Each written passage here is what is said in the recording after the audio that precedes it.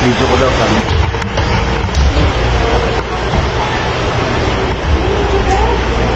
In Jesus' name.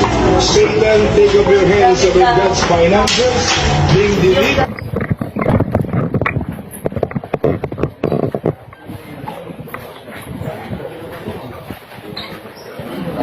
Uy. Yung palit ko yan sa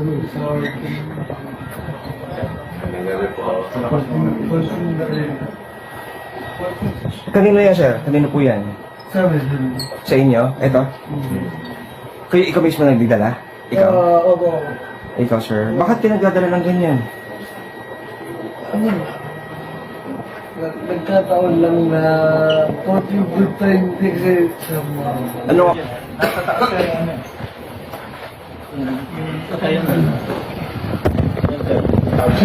Sir, pasok na sa loob. Diyan, sir.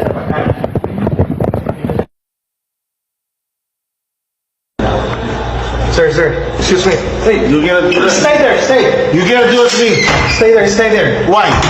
This is a raid, this is NBI.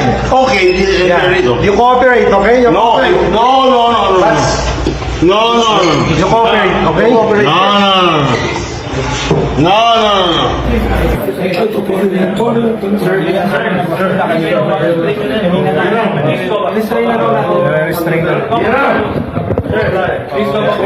Get out!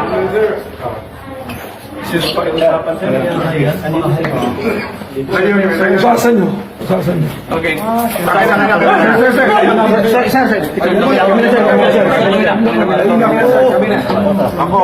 Ayan, so dito kung pili yung mga customer ng kanilang kukunin na babae bago dalhin doon sa kwarto sa itaas na meron palang access doon sa isang hotel na katabi ng KTV bar na ito.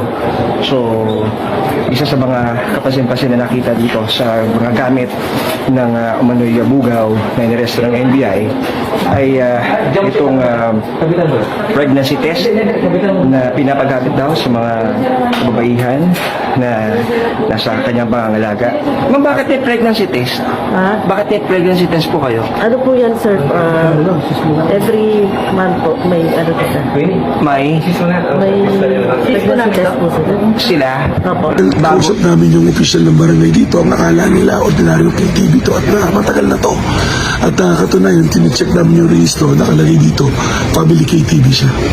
So, ang masama rito, meron pa kaming mga nakitaan dito na sa pribadong kwarto, may dalang mga pinagbabawal na gamot. Kasama namin ng CSWD rito para i-rescue sila. No? So, tingnan namin kasi baka maaaring may mga minoridad din dito. So, ipoprocess natin na tutulungan natin sila to recover from the trauma na maaaring pinagdaanan nila dito sa lugar na ito.